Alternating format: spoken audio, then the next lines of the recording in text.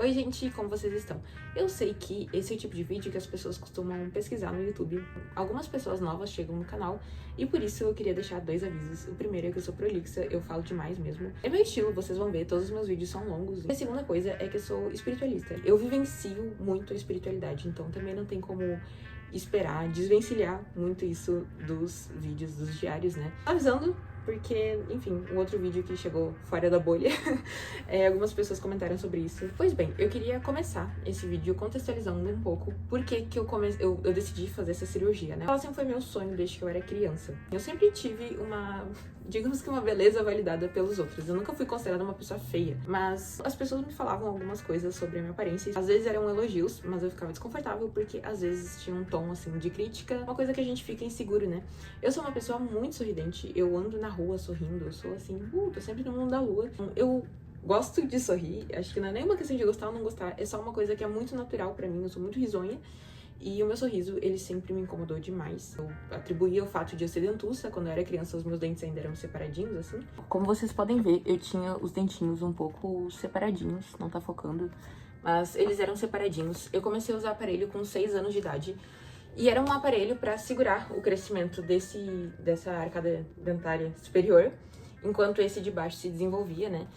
Só que eu quebrava muito os meus aparelhos móveis. Eu esquecia de colocar depois que eu comia, eu saía no recreio com ele batendo na caixinha e arrebentava tudo. Então eu fiquei dos meus 6 até os meus 11 anos usando aparelho e quebrando todos eles. Então não resolveu exatamente o meu problema, mas os meus dentes, eles ficaram retinhos. Porém, ainda assim eu tinha alguns problemas, como por exemplo, tive muita dificuldade de sorrir com a boca fechada. E agora com o aparelho é ainda pior. Então, tipo, sabe, assim...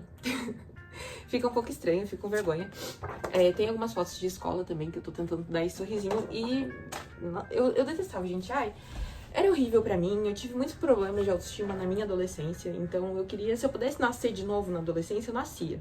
Porque ainda que não era considerada uma pessoa feia pelos outros, mas eu me sentia muito mal, eu me via no espelho, eu não me identificava, eu tive muito problema de dismorfia corporal, eu tive até anorexia, né, eu tive 40 quilos, eu tenho mais de 1,70 m.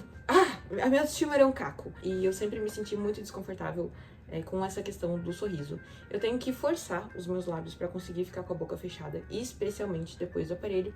E esse é o segundo ponto, né? Pra me preparar pra cirurgia, eu precisei usar aparelho e aumenta ainda mais o volume aqui. Eu fiquei, assim, nos primeiros dias do aparelho, eu tinha vontade de chorar, eu fiquei com muita vergonha quando eu saí pra comer e coisa assim, porque eu tava me sentindo muito feia. Por conta disso, a ortognática sempre foi o meu sonho. Eu passei a adolescência inteira vendo vídeo de cirurgia. Eu nunca fui muito sensível, assim, pra essas coisas. Então, eu via vídeo de umas cirurgias bem tenebrosas mesmo, deles cortando tudo e reposicionando. E eu nunca tive medo disso. Eu sempre sonhei muito com a cirurgia, mas muito mesmo. Eu tive problemas de saúde durante a adolescência, então eu passei muito tempo internada em hospitais. Tinha muito problema de ansiedade também, o que fazia com que eu sentisse muita dor nessa musculatura e na ATM aqui. Né, que eu acabo tendo uma mordida muito grande, meu disco aqui vai pra fora do lugar, inflama tudo isso daqui. Então, quando eu tinha 18 anos, eu sentia muito dessa dor.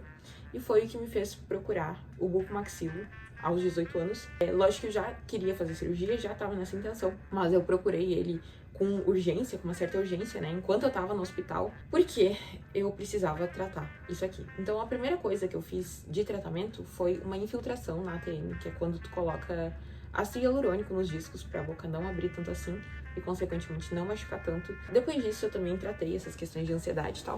Então, eu nunca mais senti a dor que eu sentia. Eu acabei enrolando um pouco nesse processo até de fazer ortognática, né? Porque tinha que colocar aparelho, tinha que fazer um monte de coisa. Eu não encontrava dentista, eu ficava meio assim, sabe? Me amarrando mesmo. E quando eu decidi que eu ia fazer isso, ponto final, deu a pandemia, então eu não consegui. E aí é aquela coisa, né? Fica na tua cabeça, tu sabe que em algum momento tu vai fazer, mas fica meio que se amarrando. Eu, como tem essa coisa espiritual, eu penso que tudo acontece como tem que acontecer. Desde 2018, quando eu fiz essa infiltração no TM, eu sempre passei com o mesmo bucomaxilo, que era o Dr. Gustavo Martins, lá de Porto Alegre, e eu gostava bastante dele. A única coisa é que, assim, sempre que eu ia lá, como eu ia um tempo espaçado, ele nunca lembrava de mim, ele nunca lembrava do meu caso, então eu tinha que repetir tudo de novo, ele falava coisas que ele já tinha dito. Isso era a única queixa que eu tinha, mas ele era uma pessoa, assim, muito alto astral, muito gente fina, muito legal. Essa infiltração que eu fiz na TM foi com ele, eu tirei os meus sisos junto, então eu fui pro centro cirúrgico, tomei anestesia e tal, fiz tudo dormindo. Toda a equipe dele era um amor, o anestesista era muito legal, era amigo dele, as técnicas de enfermagem, toda a equipe era excelente, não tem do que reclamar mesmo. Ele era um bom médico, né? E quando eu fui lá, ele me explicou mais sobre essa parte, digamos que estrutural, né, da minha arcada dentária. Então ele falou, por exemplo, o nível do meu problema, que tinha uma nota de não sei quanto a não sei quanto.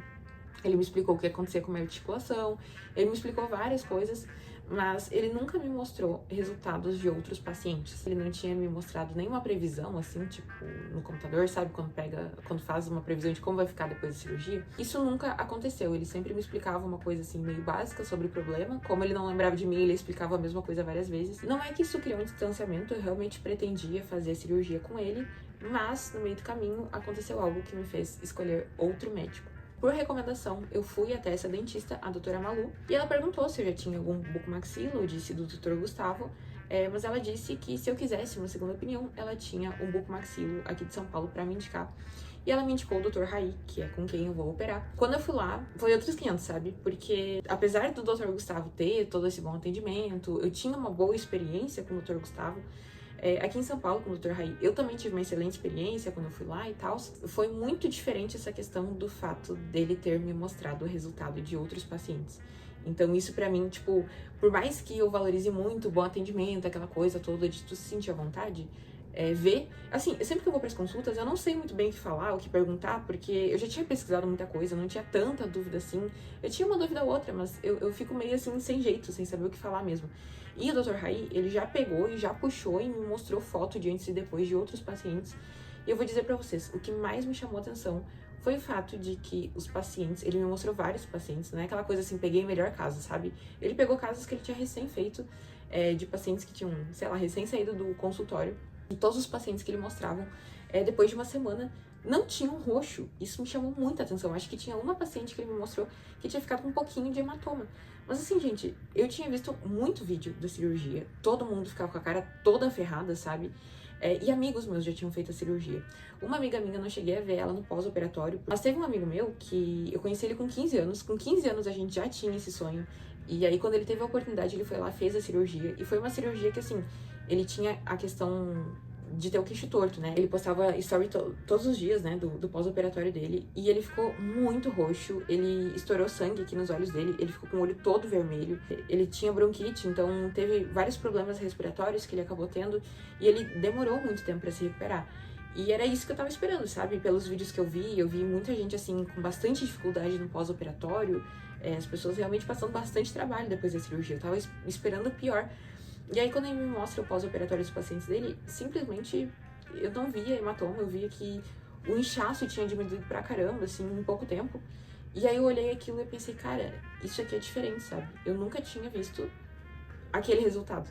Então, esse foi o baita do diferencial dele que me fez não ter dúvidas de que eu faria com ele. Eu tinha certeza que era com ele que eu queria fazer.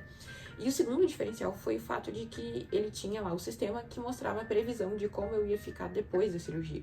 Então é claro que na primeira consulta ele não conseguiu me mostrar porque eu precisava de exames. Então eu fiz os exames e aí quando ele me mostrou a foto de como eu ficaria depois da cirurgia, foi um baque.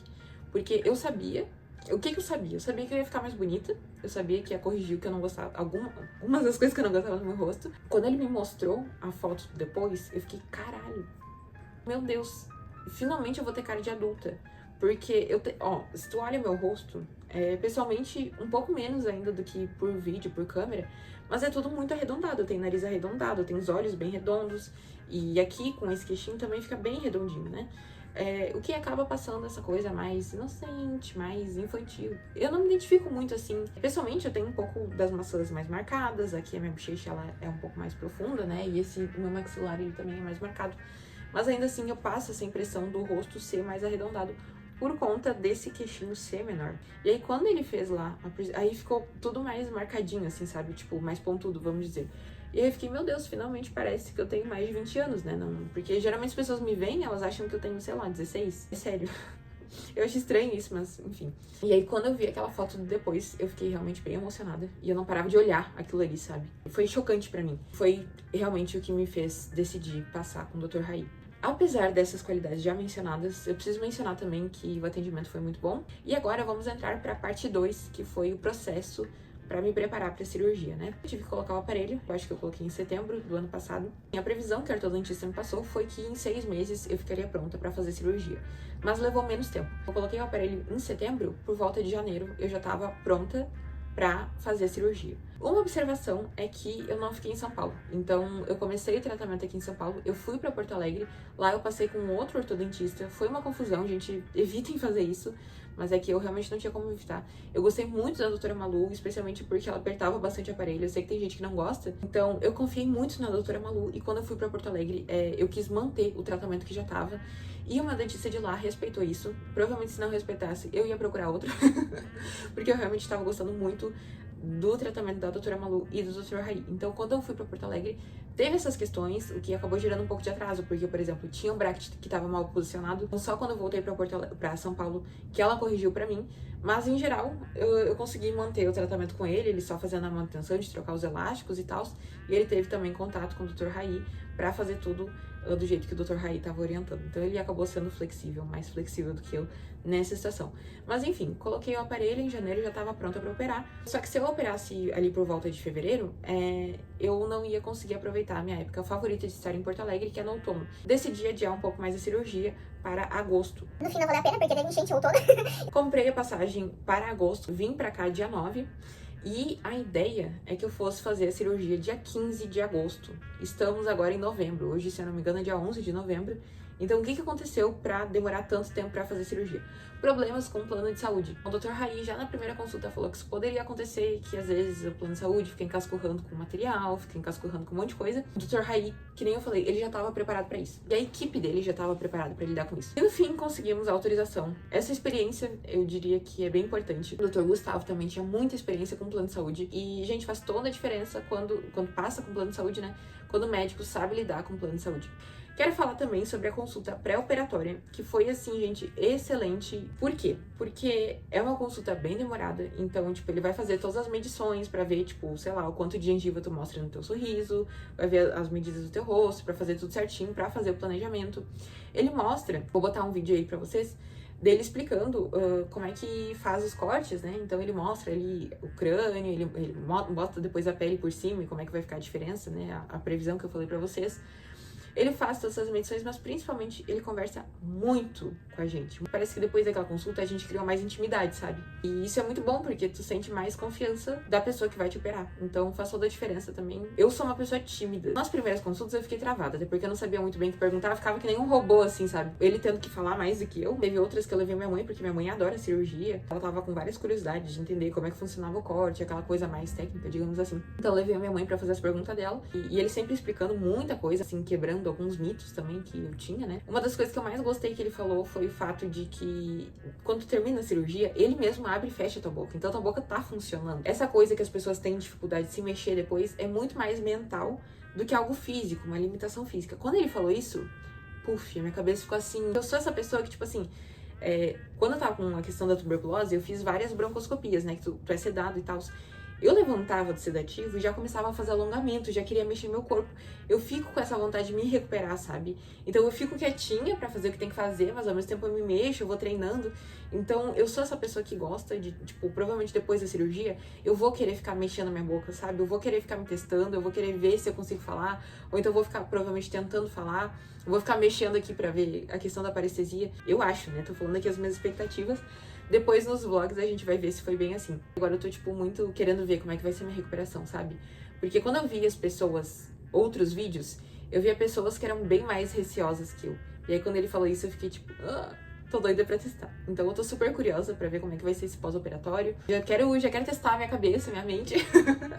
Outra coisa também é que no meu planejamento pra 2024, eu já falei que em 2024 eu faria uma cirurgia e que eu tava me planejando, eu queria fazer um 24 horas literárias. Eu tava me planejando pra fazer isso durante o pós-operatório, já que eu não vou conseguir falar tanto, né? Eu pretendo ler bastante nesse pós-operatório, mas agora eu também quero exercitar, né? Quero tentar falar. E outra coisa também que é muito legal, ele faz uma troca, né, gente? Eu trabalho com marketing, então eu sempre fico de olho. Eu já tinha feito uma análise do perfil dele, assim, silenciosamente. E uma das coisas que o marketing dele faz, que eu achei muito legal, é que ele dá um kit super completo, com, tipo, produtos de skincare até. Várias coisas, assim, com gelinho pra te colocar no rosto, tipo, uma faixa, assim, que tu enrola, que tu coloca os gelinhos.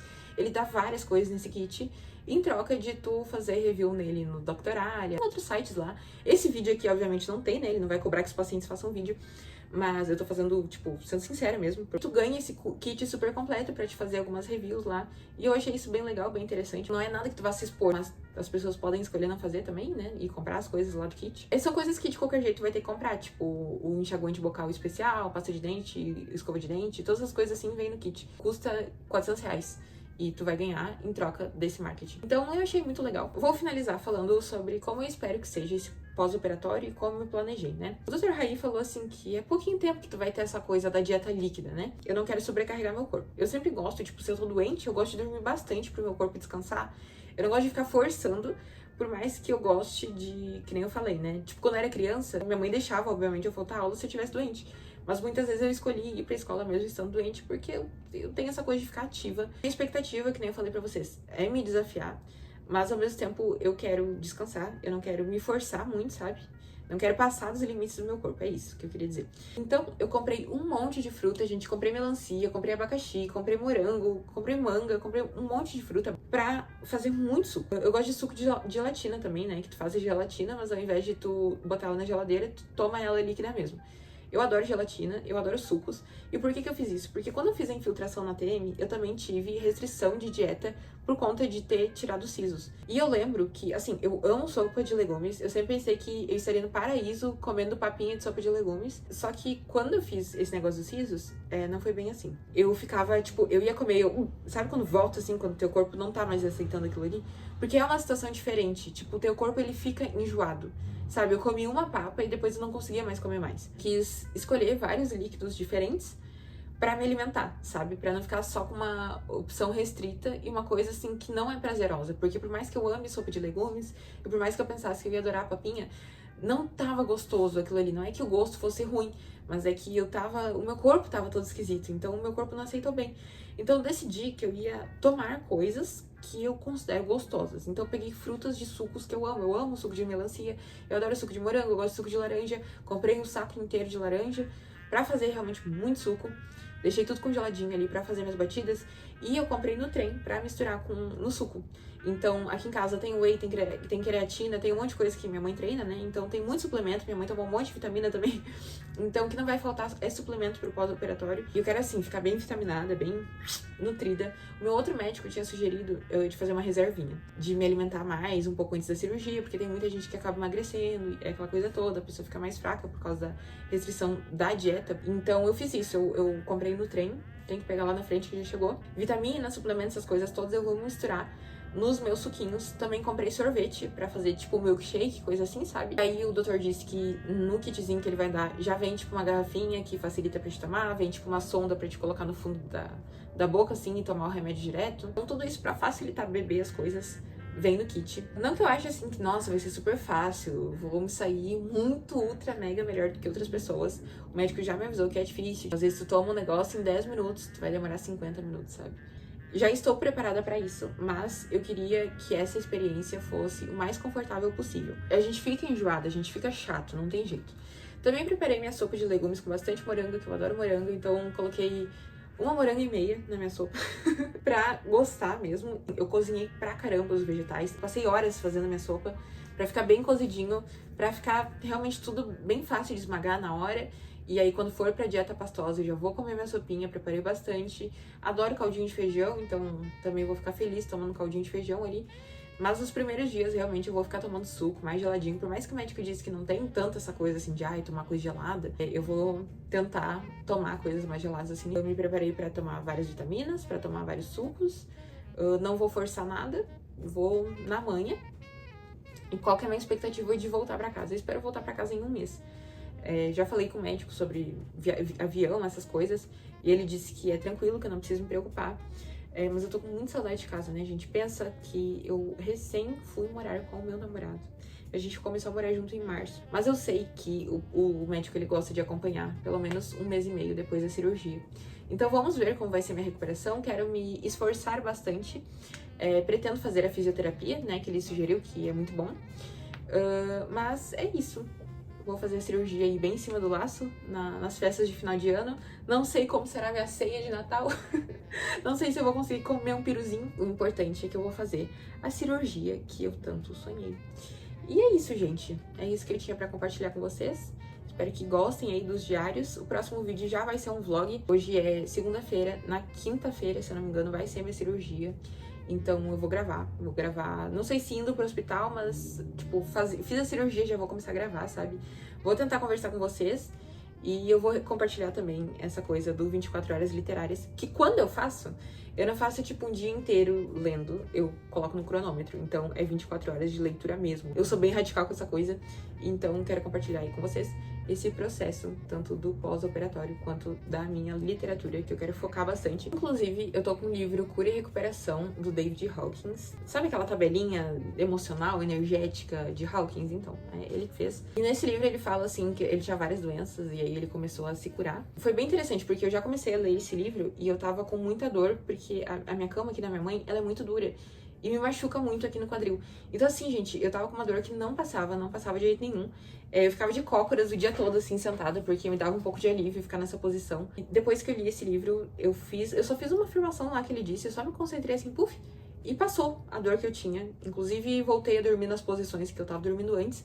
E tô super tranquila em relação a isso. Eu acredito também que o livro em si vai me ajudar nesse processo de recuperação, sabe? Eu quero testar essas coisas mais espirituais. Então vamos ver como vai ser. Por isso que eu digo, não tem como separar essa parte espiritual, porque, querendo ou não, principalmente nesse processo de cura, eu tenho muita conexão espiritual. Até quando eu fiz essa questão dos sisos e da ATM, eu tive muita conexão, assim, muito sonho, muitas coisas aconteceram. Então, eu imagino que nesse pós-operatório eu vou ter essa coisa espiritual muito forte, até porque eu vou tá lendo o livro, e o livro é muito legal. Aliás, falando de espiritualidade, outra coisa que eu queria comentar, no dia que a cirurgia foi aprovada, assim, até então eu não tava querendo mexer. Minha mãe dizia, faz um Ho'oponopono. Eu, não, vai acontecer no tempo que tiver a acontecer. Mas começou a bater água na bunda, porque já tava no final do ano, eu queria voltar pro meu aniversário. E aí, no dia, assim, que foi aprovado, de tarde, eu comecei a mentalizar. No dia anterior, na verdade, eu mentalizei um pouquinho, mas no dia que foi aprovado, eu passei a tarde, assim, muito concentrada, imaginando a cirurgia acontecendo, tudo sendo aprovado. E aí, de noite, a secretária do meu médico veio me dizer que foi aprovado. E eu fiquei tipo, deu certo, que coisa boa. Já tinha começado, como eu disse, um dia antes. E naquela semana, alguns dias antes, eu também tive uma conexão espiritual muito forte de noite. Eu comecei a imaginar eu depois da cirurgia, me olhando no espelho, sabe? E eu comecei a chorar. Comecei a chorar, me imaginando meu rosto, imaginando como é que seria o pós-operatório. Tive essas experiências também. E eu espero que no pós-operatório essa conexão espiritual também me ajude. Vamos ver como serão as cenas dos próximos capítulos, de qualquer jeito, com espiritualidade ou não. Me senti até meio coisada de falar isso, né? Mas enfim. Eu tenho uma saúde muito boa, né? Eu sempre fui muito resistente, então não sou a pessoa que, tá doente, tô muito fraquinha. As doenças não me derrubam. Então, tipo, eu tive uma tuberculose totalmente assintomática. Em geral, assim, eu tenho as doenças de não ter sintomas, de não perceber. Eu acabo percebendo mais pelo espiritual mesmo, tipo a tuberculose, eu percebia por meditação que eu tava com tuberculose. Enfim, espero aí que essa espiritualidade seja um grande fator no meu pós-operatório. E é isso, gente. Beijos e até o próximo vídeo.